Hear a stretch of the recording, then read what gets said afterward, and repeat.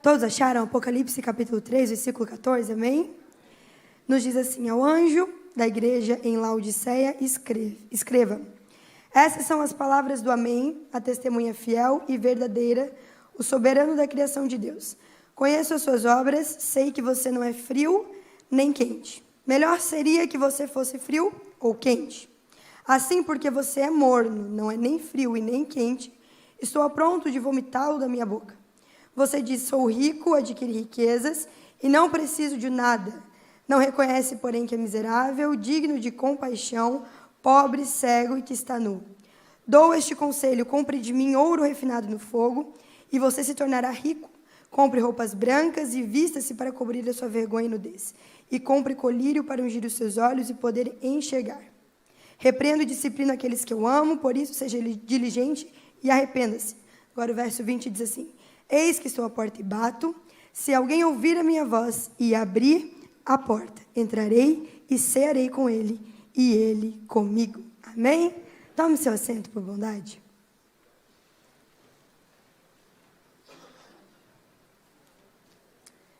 Nós estamos diante de um tema maravilhoso, né? Chamados para servir. E o Senhor colocou essa palavra no meu coração alguns dias atrás. E o Senhor falou para mim, me fez refletir sobre algumas coisas que nós temos vivido nos últimos tempos. Pelo menos lá em Presidente Getúlio a gente tem vivido. Mas pelo que nós conversamos com algumas pessoas, é a realidade da igreja brasileira pós-pandemia. E qual é? Pelo que nós vimos e pelo que as estratégias que o Senhor tem nos levado, o diabo ele não tem atuado, ele não tem investido as suas forças em tirar o cristão da igreja. Ele não tem feito com que as suas forças estejam investidas em nos fazer ser menos cristãos ou nos fazer não ser mais cristãos. Não. Lara, então, no que é que o diabo... Não é que ele quer fazer a gente parar de servir. Não, não é isso. O que ele quer é fazer com que a nossa intensidade em servir diminua. Quando nós olhamos para isso que nós acabamos de ler, nós estamos diante de uma palavra muito conhecida. E, na verdade, o que está acontecendo aqui, eu quero que você entenda, é que, mais ou menos lá no ano 80, o imperador, ele chama sua esposa e ele diz para ela: olha, existe uma cidade chamada Diápolis e eu vou acabar com essa cidade. Vou acabar com essa cidade porque essa cidade ela não tem me trazido recursos, então eu vou decidir fazer com que ela se transforme, de repente, parte de outra cidade, mas a verdade é que, como ela não tem trazido recursos, ela não tem trazido lucro, então é melhor que ela pare de existir. Irmãos, eu vim de uma cidade chamada Ponte Alta. Alguém conhece Ponte Alta? Do sul, não é do norte. Pouca gente conhece Ponte Alta, mas a verdade é que Ponte Alta, eu não sei se hoje ela chega a ter 4.000 habitantes. Por isso que quando me perguntam onde eu sou, eu digo que eu sou lagiana. Por quê? Porque quando eu digo que eu sou ponte altense, as pessoas dizem assim: aonde que é isso? É aqui em Santa Catarina? É no Brasil isso? Porque é muito pequeno, quase ninguém conhece. E esses dias a Ponte Alta, ela estava numa lista das cidades que poderiam deixar de existir, por ser muito pequena, por não trazer lucro. Enfim, uma dessas cidades que estava acontecendo era essa que nós acabamos de ver. Então ele decide que essa cidade vai parar de existir. Então ele chama a sua esposa e diz: olha, eu decido, eu acredito que ela não pode, mas ela não precisa mais existir. Só que aí ele chama a sua esposa e diz: eu quero que você venha comigo para ver essa cidade. Sua esposa se chama Laodice, ela vem com ele. Ela vem com ele para ver a cidade, e quando a esposa chega na cidade, ela se apaixona pela cidade. Quando ela se apaixona pela cidade, ela olha para ele e diz: ah, meu esposo, não destrua. Não acaba com a cidade, deixa ela continuar sendo uma cidade. Gente, o que é que uma mulher pede sorrindo, que um homem não faz sorrindo também? Não existe o que a gente pede para eles, sorrindo, com jeitinho que eles não fazem. Eu imagino Laodice dizendo para ele: olha, eu gostei tanto, tem coisas tão bonitas lá. A verdade é que ele olha para ela e diz: já que você gostou, então eu vou fazer um trato com eles. Chega para os moradores da cidade e diz: olha, por mim eu acabava com a cidade. Por mim eu transformava vocês num distrito, ou quem sabe num bairro de uma outra cidade. Mas a minha esposa, ela gostou demais da cidade. Então a gente vai fazer um trato. Eu aceito investir na cidade. Eu aceito aplicar recursos na cidade. Eu aceito aplicar investimentos na cidade. Portanto, agora o nome da cidade vai ter que mudar. Em homenagem à minha esposa, ela vai se chamar Laodiceia. Os moradores da cidade aceitam. E essa cidade ela começa então a receber investimentos. Mas a verdade é que essa cidade ela passa por pelo menos 2 terremotos. Só que ela se torna uma cidade tão rica, uma cidade tão poderosa, que a primeira vez que ela é acometida por um terremoto, Roma precisa ajudar ela para que ela se levante. Mas a segunda vez, ela já consegue se erguer sozinha. Ela se torna uma cidade tão poderosa, uma cidade tão rica, tão abastada, que ela se torna autossuficiente. Ela se torna uma cidade com tantos recursos, uma cidade que não precisa de nada, que ela se torna autossuficiente. É uma cidade que olha para si, uma cidade que olha para tudo aquilo que ela tinha, e ela diz: eu não preciso de mais nada. Eu não preciso da ajuda de Roma, eu não preciso da ajuda de imperador, não precisamos de mais nada, temos tudo aquilo que precisamos. Só que olha que interessante, a Bíblia diz que agora João está na ilha de Patmos, e Deus vai pedir para que ele escreva essa carta para a igreja de Laodiceia. Ele não escreve essa carta para a cidade, ele escreve para a igreja que estava na cidade de Laodiceia. Então perceba, aquilo que existia na cultura da cidade passa agora para a cultura da igreja. A autossuficiência que existia na cultura da cidade passa agora a existir também na cultura da igreja. Irmão, todo o espírito de autossuficiência é diabólico. É por isso que Jesus disse: sem mim nada podeis fazer. É ele dizendo: não pode existir autossuficiência naqueles que querem me servir. Aqueles que querem me servir precisam entender que não podem me servir sem mim. Então agora Jesus está usando João, escrevendo essa carta para dizer: Laodiceia, abre o olho, porque aquilo que a cidade vive está entrando para dentro da igreja. E não pode ser assim, não, pelo contrário. Não é a cultura da cidade que tem que contaminar a cultura da igreja, mas é aquilo que nós vivemos como igreja que tem que contaminar aquilo que nós vivemos como cidade. Então olha só, eles estão vivendo isso. João vai começar a escrever, e aí ele escreve dizendo para Laodiceia: vejo que você não é nem frio e nem quente, mas porque és morno, vomitar-te-ei. E a gente, como crente pentecostal, sou crente pentecostal, irmão, também, eu amo a RTT, eu gosto do fogo. Mas olha só, vejo que não és nem frio e nem quente, mas porque és morno, vomitar-te-ei. E a gente usa esse versículo para dizer que a gente tem que ser o quê? Quente, do fogo. Agora você tem que concordar comigo uma coisa: a água morna, ela é melhor do que a água fria se comparado a que ela precisa ser quente? Sim ou não? Sim. É mais fácil tomar um café morno ou frio? Morno. Um café que está morno, ele precisa de mais ou menos tempo no micro-ondas? Menos. Então, se o interesse de Jesus fosse que a igreja fosse quente, ele não ia dizer quem dera fosse frio ou quente. Ele ia dizer quem dera fosse quente. Mas não é isso que ele diz. Ele diz quem dera fosse frio ou quente, mas porque és morno. O problema de Jesus não era com água fria ou com água quente. O problema de Jesus era com água morna. Mas por que é que isso acontece? Isso acontece porque do lado de Laodiceia tinha outras 2 cidades. Uma das cidades se chamava Colossos e a outra cidade se chamava Hierápolis. Uma dessas 2 cidades produzia água fria. Os moradores daquelas cidades, eles eram alimentados, eles eram abastecidos por uma água geladinha. Os estudiosos dizem que aquela água era muito boa para beber.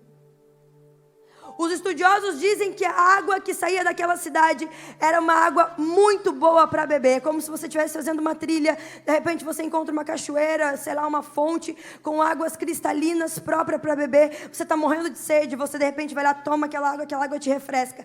Era esse tipo de água que saía de uma dessas cidades. A outra cidade que tinha do lado de Laodiceia era uma cidade com águas termais. Alguém aqui conhece Caldas Novas, aqui em Santa Catarina? Caldas Novas é uma cidade conhecida por ter águas termais.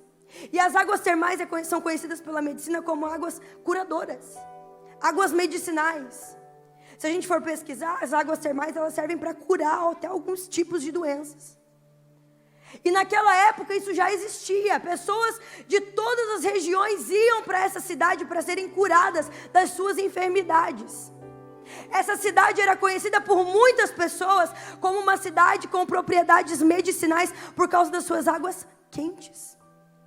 Então perceba, uma das duas cidades produzia águas frescas, que podia matar sede, águas que podiam ser bebidas, águas que podiam ser consumidas, que tinha uma serventia, que servia para algo.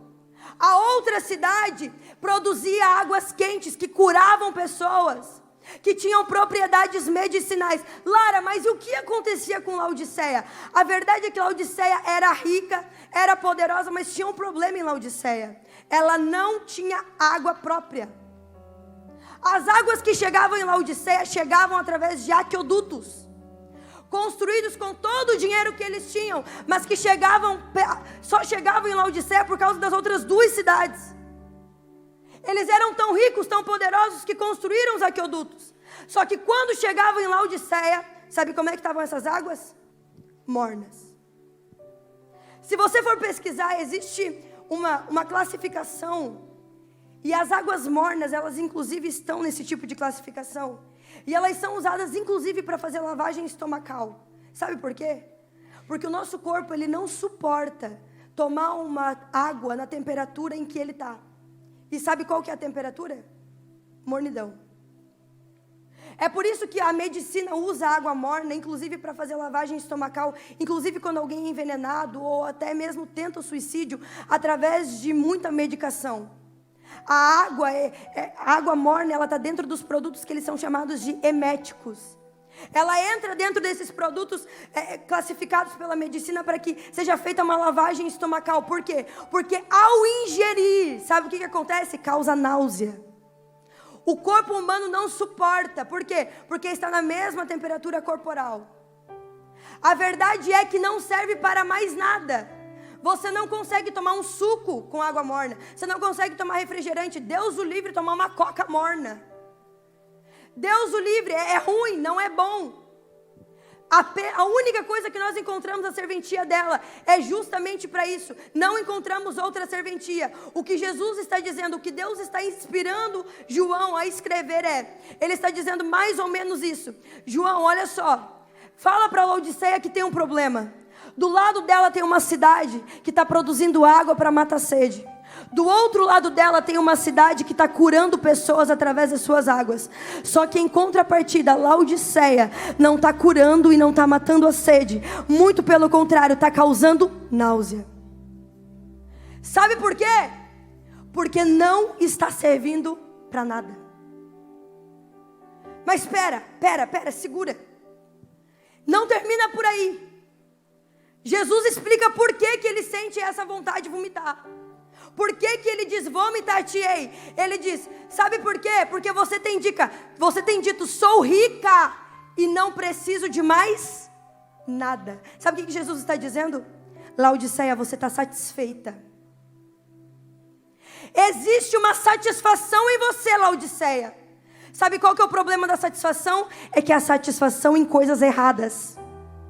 É a satisfação em coisas erradas. Sabe qual que é o problema, Laodiceia? É que ao invés de você estar satisfeita em oferecer, você está satisfeita em consumir. Laodiceia, era para você estar satisfeita em matar a sede ou estar satisfeita em curar, mas você está satisfeita com aquilo que você tem dentro de você. Laodiceia, era para você estar satisfeita em estar matando a sede com águas frias, ou era para você estar satisfeita em curar pessoas com águas quentes, mas não, você está olhando para dentro de você, olhando para o teu dinheiro, olhando para aquilo que você tem e dizendo, sou rica, não preciso de mais nada. E Jesus está nos dizendo nessa tarde, nessa manhã de domingo, nesse início de semana, Ele está dizendo, a primeira marca de um cristão intenso, é que um cristão intenso, ele não existe para consumir, mas ele existe para oferecer. Alguém que foi chamado para servir, ele não está preocupado em consumir, mas em oferecer. Sabe qual que é o problema da nossa geração? É que nós estamos consumindo demais e nós temos muita coisa para consumir. Nós temos as melhores pregações no YouTube. Nós ouvimos sermões se a gente quiser o dia todo. A gente ouve ministrações e louvores. Nós temos os melhores louvores e as melhores letras o dia todo. Nós não precisamos de mais pregações. Sabe por que nós temos vivido um evangelho raso às vezes? Não é porque precisamos de mais pregações, não é porque precisamos de mais louvores, não, é porque nós precisamos olhar para dentro daquilo que nós já temos e dizer, o que é que temos feito com isso que já temos? O que é que temos oferecido com aquilo que já temos? Porque às vezes nós temos muita coisa ao nosso redor, mas até que chegue em nós, tem chegado morno, e aquilo que chega em nós de modo morno não serve para nada. Sabe qual que é o problema? O problema é que nós estamos obesos daquilo que nós temos recebido e não estamos mais oferecendo aquilo que temos nos alimentado. E o Senhor te trouxe nessa manhã para te dizer, ei, chegou a hora de alimentar pessoas com aquilo que você tem recebido. Aleluia! Não é sobre aquilo que você tem para consumir, é sobre aquilo que você tem para alimentar, para oferecer. Não precisamos de cristãos consumidores. Não podemos ser cristãos consumidores. Não se contente em vir todos os domingos pela manhã, sentar e ouvir. Não. Não se contente com isso, meu irmão. Não se contente com isso, minha irmã. Lara, mas eu venho, eu sirvo na porta, eu faço o que eu posso, mas tem algo além disso para você viver, tem algo além disso para você oferecer, porque pode existir até mesmo religiosidade no nosso serviço. Jesus te trouxe para dizer, ei, olhe hoje para aquilo que está fluindo dentro de você, se é aqueduto ou se é fonte divina. Porque se é fonte divina, ou vai matar sede, ou vai curar. Agora, se é aqueduto, vai ter água morna. Mas aí a Bíblia continua. E a Bíblia diz que agora, a Bíblia diz que Jesus vai olhar para eles e vai dizer assim, mas o que vocês não sabem é que vocês são pobres, infelizes, miseráveis, cegos e nus. Portanto, aconselho que de mim comprem ouro, para que sejam de fato ricos, e comprem roupas brancas para se vestir e cobrir a sua nudez vergonhosa. Comprem também colírio para os olhos, para que vocês possam de fato ver. Mas por que Jesus está falando tudo isso? A cidade de Laodiceia, ela enriqueceu basicamente por causa de duas coisas. A primeira coisa é porque ela produzia um colírio muito famoso na época. Esse colírio só existia em Laodiceia, e pessoas de toda a região vinham para Laodiceia para adquirir esse colírio. E a segunda coisa é porque ela produzia um tipo de lã preta. Laodiceia era como se fosse a capital da moda. Como nós conhecemos Paris hoje, era mais ou menos a cidade de Laodiceia. A riqueza de Laodiceia via do colírio e da lã. E agora olha que interessante. Jesus está olhando para ela e dizendo, você não sabe que na verdade você é cega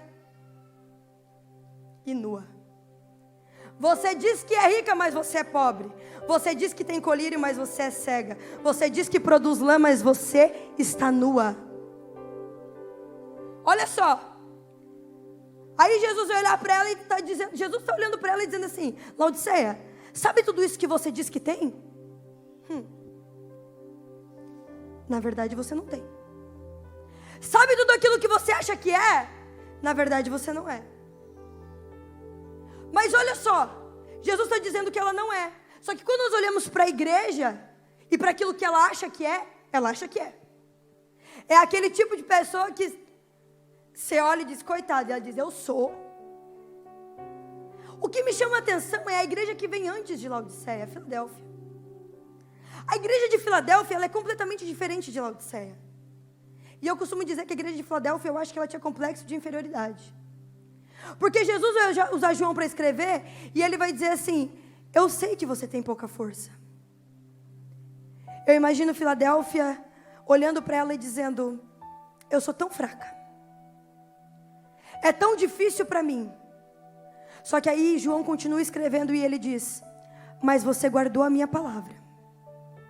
E ele continua dizendo assim, por isso guarda o que tens, para que ninguém tome a tua coroa. Analisa comigo. Jesus vai olhar para Filadélfia e vai dizer: eu sei que você tem pouca força. Aí a gente já vê um contraste com Laodiceia, porque para Laodiceia, Jesus está dizendo: você acha que é forte e você não é. Para Filadélfia, Jesus está dizendo: eu sei que você tem pouca força. Ou eu sei que você acha que tem pouca força. Só que tem uma coisa: você guardou a minha palavra. De quem era a palavra? De quem era a palavra? Aí Jesus vai olhar para eles e vai dizer: por isso guarda o quê? Mas o que é que eles tinham? A palavra. Mas de quem era a palavra? Então até aquilo que eles tinham não era deles. Filadélfia guardava uma única coisa, que era a palavra. Só que essa coisa que eles guardavam também não era deles, era de Deus. Eles guardavam, a única coisa que Filadélfia guardava era algo que eles não fizeram para ter. Foi algo que Deus deu para eles. Era algo que não era deles. Irmão, se tem uma coisa difícil de guardar, é aquilo que não é nosso. É muito fácil guardar aquilo que é nosso, porque só a gente sabe o valor que a gente investiu naquilo. Nós sabemos o valor que investimos nas coisas e por isso a gente cuida com o maior cuidado. Quantas vezes você empresta coisa para outras pessoas e vem quebrado? Lá em Getúlio a gente cuida de jovens e a gente tem uns canhão. A gente tinha 3, tá só um funcionando. Porque a gente foi emprestando. A gente cuidava que nem filho. Tanto que quando eu ia emprestar, eu ia dizer: ó, esse aqui é o nosso terceiro filho, que a gente tem dois filhos. Esse aqui é o nosso terceiro filho, não adianta. Volta quebrado, por quê? Porque as pessoas não sabem o valor que tem. É nosso, não é delas. Tem dificuldade em guardar coisas que não são nossas. Então perceba, Filadélfia, ela está guardando algo que não é dela. Laodiceia não. Laodiceia está olhando para aquilo que ela conquistou e dizendo: eu não preciso de mais nada. Ela está olhando para aquilo que ela fez para ter e dizendo: eu não preciso de mais nada. Filadélfia não. Ela está olhando para aquilo que o Senhor deu e está guardando como se fosse dela. Sabe o que Jesus está dizendo? Que cristão intenso é aquele que não troca o que Deus deu por aquilo que Ele fez para ter. Cristão intenso não é aquele que guarda, é aquele que zela, é aquele que olha para aquilo que Deus deu. Ah, Lara, mas foi um simples cargo. Lara, mas foi uma simples portaria. Lara, mas foi uma simples anotação do visitante. Ah, mas foi uma simples visita. Ah, mas foi um simples cargo de fazer um telefonema. Não importa. Se foi Deus que me deu para fazer, então eu vou cuidar. Ah, mas é aquilo que eu fiz para ter, o meu carro, a minha casa. Isso vem em segundo plano. Em primeiro lugar na minha vida é aquilo que o Senhor me deu. É aquilo que o Senhor fez com que eu tivesse. O Senhor está olhando para Filadélfia e dizendo: você acha que tem pouca força, mas guarda o que você tem. Por quê? Porque aquilo que você tem não é teu, ainda é meu. Aí o Senhor continua dizendo: diante de ti tem uma porta aberta. Sabe qual que é a diferença de Filadélfia e Laodiceia? É que Jesus fala para Filadélfia: diante de ti tem uma porta aberta. Para Laodiceia, sabe o que Jesus diz? Eis que estou à porta e bato. Tem diferença, não tem? Para Laodiceia ele diz: diante de ti eu pus uma porta aberta e ninguém pode fechar. Já para Laodiceia ele diz: eis que estou à porta. Irmão, se ele precisa bater na porta, essa porta está como? Uma igreja de porta fechada. Agora me diga, quem é que eles estavam cultuando lá dentro? Se Jesus estava do lado de fora. Se Jesus estava lá fora, quem é que eles estavam cultuando lá dentro? Filadélfia, Jesus está olhando para eles e dizendo: ei, você guardou aquilo que era meu. Eu vi zelo no teu coração por aquilo que era meu. Eu vi zelo no teu coração pelo ministério Filhas da Graça. Era meu e você cuidou. Eu vi zelo no teu coração por aquele moço que você estava discipulando. Ele era meu e você cuidou. Eu vi zelo no teu coração pelo ministério de louvor que era meu e você cuidou. Eu vi zelo no teu coração. Eu vi zelo no teu coração pela secretaria que era minha e você cuidou. Eu vi zelo no teu coração pela família que era minha e você cuidou. Para Laodiceia ele está dizendo: ei, você se preocupou com aquilo que as tuas mãos podiam ter. Você se esqueceu daquilo que era meu. E agora o problema é que existe uma porta entre mim e você. E essa porta está fechada. Sabe qual é a terceira marca de um cristão intenso, de uma mulher intensa, disposta a servir? É que um cristão intenso, ele não está preocupado em ter tudo do lado de dentro, se Jesus ficou do lado de fora. Não importa se eu tenho os melhores recursos do lado de dentro. Não importa se eu tenho os melhores dons e talentos do lado de dentro. Não importa se eu tenho tudo do melhor do lado de dentro. Se Jesus ficou do lado de fora, é aquele cristão que diz: eu posso não ter tudo do lado de dentro, agora diante de mim eu vou deixar a porta aberta, porque a hora que Ele quiser entrar, Ele entra. Ele ceia comigo, Ele senta comigo na mesa, nós almoçamos juntos, nós jantamos juntos. Tem uma porta aberta diante de mim e Ele.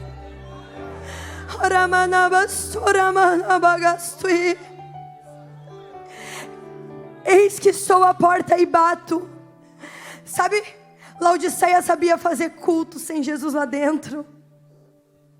Laodiceia sabia fazer encontros sem Jesus lá dentro. Ela olhava e dizia: nós já temos tudo aqui, nós não precisamos de mais nada. E esse nada inclui Jesus. Jesus está dizendo: Laodiceia, você está fazendo culto aí, mas eu estou aqui, Laodiceia. Eu estou batendo na porta. Se você abrir, eu vou entrar aí para participar do culto com você. Jesus nos trouxe nessa manhã para dizer: ei, não importa se você não tem muita coisa aí do lado de dentro do seu coração. Quem sabe você não sabe fazer do jeito que você gostaria de fazer. Quem sabe você ainda não é do jeito que você gostaria de ser. Quem sabe você não tem as melhores ferramentas do jeito que você gostaria de ter. Quem sabe você olha para você mesmo e diz: poxa, mas eu podia ser tão melhor. E o Senhor está dizendo: ei, mas se existir uma porta aberta entre mim e você, se existir uma porta aberta entre mim e você, então fica tranquilo, porque se o tudo estiver do lado de dentro, fica de pé comigo, fica de pé comigo. Aleluia.